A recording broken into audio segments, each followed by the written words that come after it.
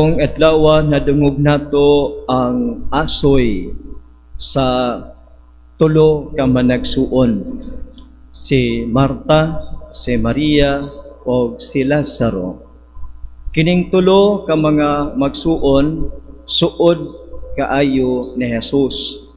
O sa ilang tulo, si Lazaro ang gitawag natong pinaka suod sa Ginoong Jesus.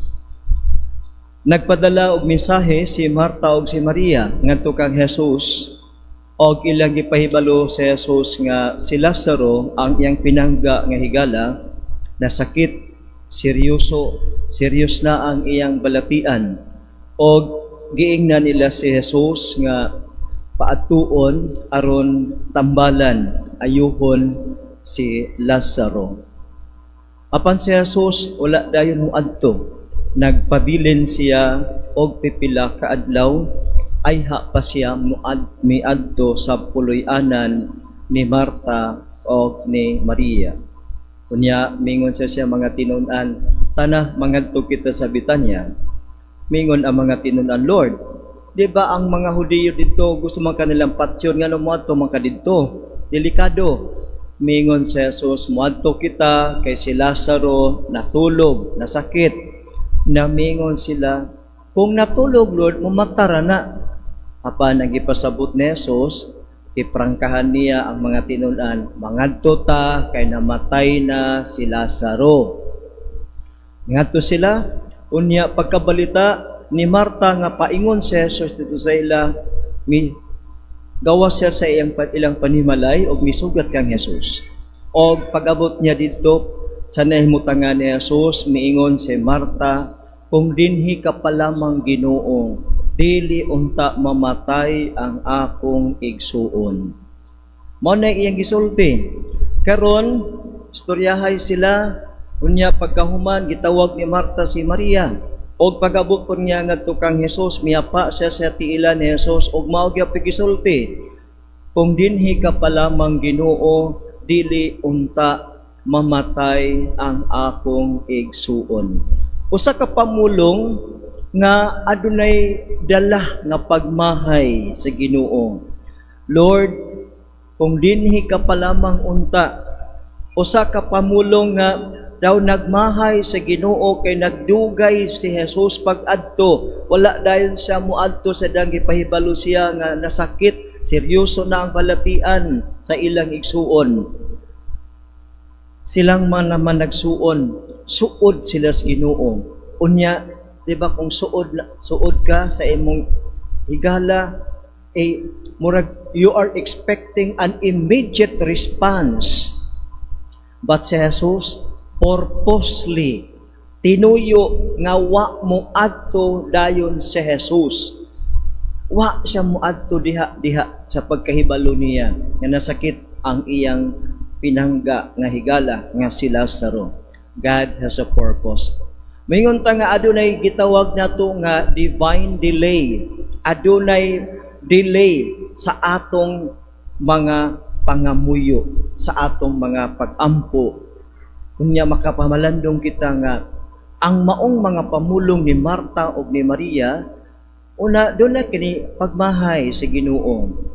But bisan pa sa pagmahay nila sa Ginoo, the other side is, it was a cry of faith. Usa ka pamulong sa pagtuo, dako nga pagtuo, nga si Jesus mituo sila, siya ang makaayo, siya ang tinubdan sa kaayuhan sa ilang igsuon. Dunay dakong pagtuo nila kang Jesus. Mabitaw nga si Marta, giingnan sa Ginoo nga mabanhaw ang imong igsuon. Nahibaw ko, Lord, mabanhaw siya, nikabot sa katapusang adlaw. Nya, mingon ng Ginoo nga, sige, mituo ka ba nga ako mao ang pagkabanhaw o ang kinabuhi? Mingon si Marta, yes, Lord, mituo ako nga ikaw mao ang Mesiyas. O bisan karon, Lord, o sa imong pangayoon sa Dios ihatag kini kanimo. So doon ay gitawag nga, primero nga level, ang level of pagmahay sa Ginoo. But the other level, the more deep level is pagsalig nga kana si Jesus maora gayud ang makaayo sa ilang igsuon. Mo kini nga journey nga sa mga managsuon nagpadayag kanato pud sa atong journey. Unsa nga matang si Jesus nga pagkaigala, unsa siya nga matang sa pagkaginoo. Jesus allows Martha and Mary to speak up. He allows these two women to tell their emotions, to tell their sentiments, to tell their frustrations. Kay wa mo anha si Jesus. But Jesus keeps listening. Naminaw ang Ginoo. Unya, ang iyang pagpaminaw, dili lamang head level, kundi pagpaminaw nga mitidlom sa kasing-kasing. Mihilak si Jesus. Natandog si Jesus sa ilang kasakit nga gibati kay namatyan sila.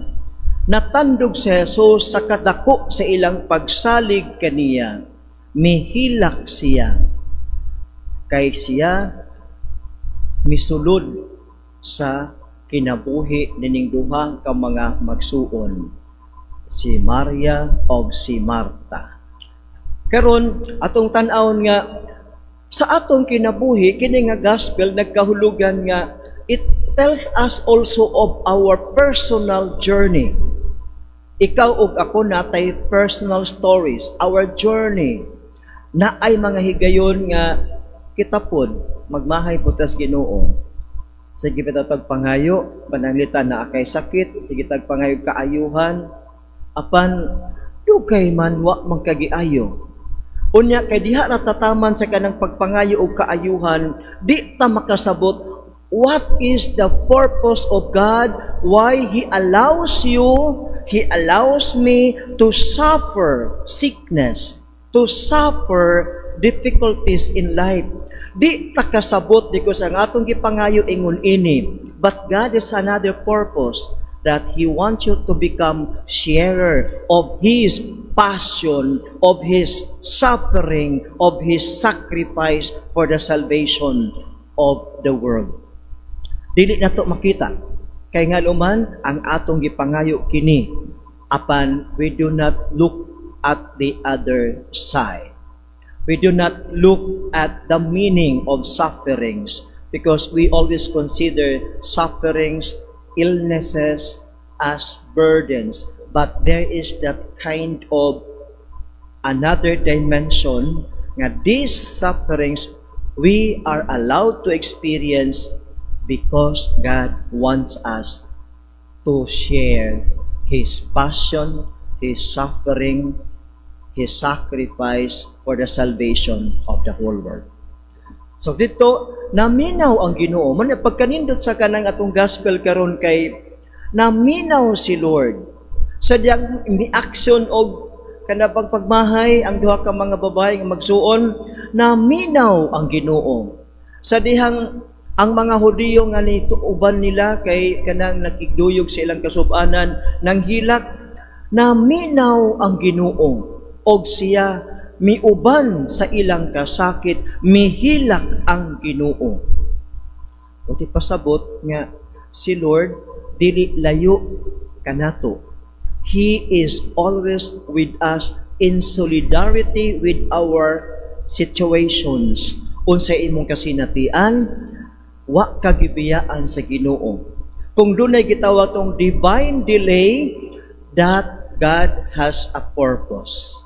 And that purpose, we should pray that we can understand His purpose. Pagkatapos, biadto siya sa lubnganan. Abot dito, ingon siya, kuhaa ka ng bato, ngagi sira, di anang maog lubnganan. Then, si Martha mingo din, Lord, time pa Lord, kay baho na taon among igsuon, Lord, kay upat na siya kaadlaw. Buti pasabot nga, humanly speaking, there is no possibility nga kanang maong tao buhi pa. Human calculation will tell us nga kana siyang maong tao di na mabuhi kay nagdugta na, nadunot na. Apan mingon si Jesus kang Marta, Di ba? Giingnan ta ka nga kung motuo ka, makakita ka sa gahom sa Dios. Og ipaablihan og mitawag si Jesus kang Lazaro. Lazaro, gula nga ri, gawas. Og migawas ang minatay. Unya, gipabadbad ni Jesus ang mga bindahe nga nagputos sa iyang lawas. Siya nakabaton sa kinabuhi. Gibalik ni Jesus ang kinabuhi.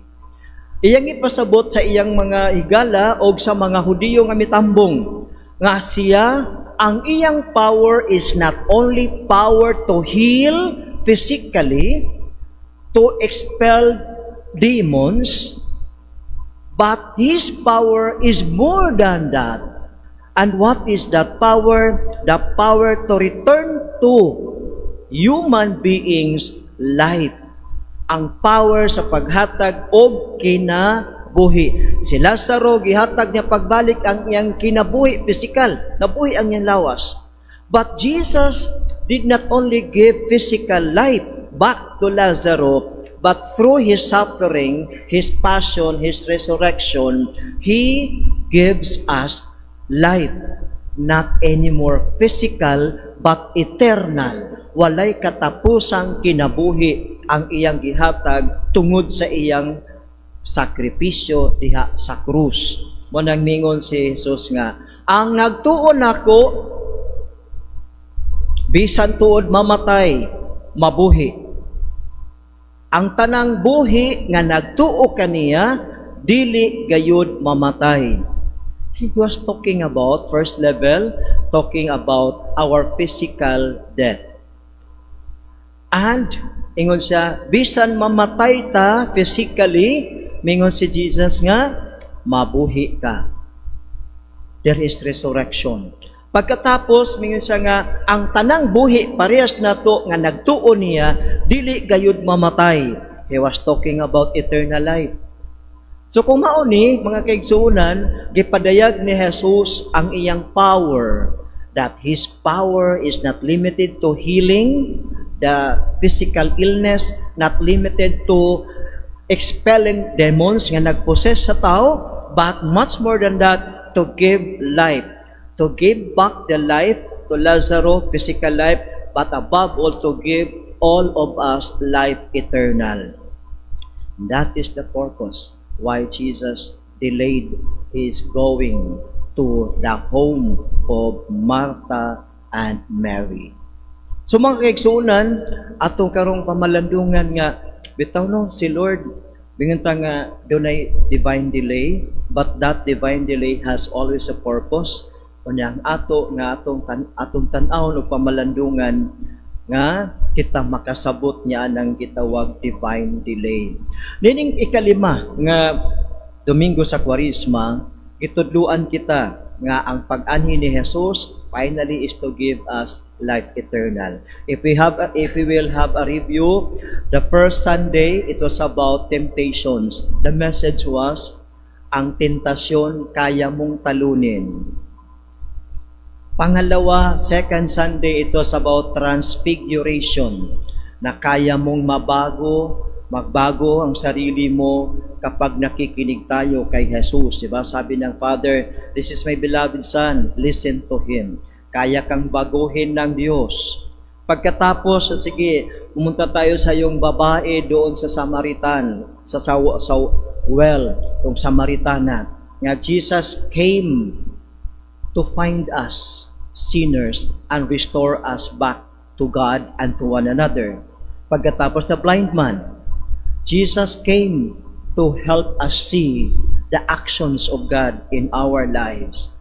Kunya karon dinhi sa kang Lazaro nga gospel, Jesus is telling us He is the source of life, He is the life, and He is the resurrection. So mga igsuon, at masabtan na ito nga ang Kwaresma, gradual unfolding of what is this season of Lent. This is a celebration of the power of God, nga ang peak of the power of God is to give us life eternal. So, you and I who believe Ingon ni Jesus, ang nagtuo kanako dili gayud mamatay. John chapter 3 verse 16 usa ingon, for God so loved the world that He gave us His only begotten Son. Next statement, whoever believes in Him, sa giingon, shall not perish, but have eternal life.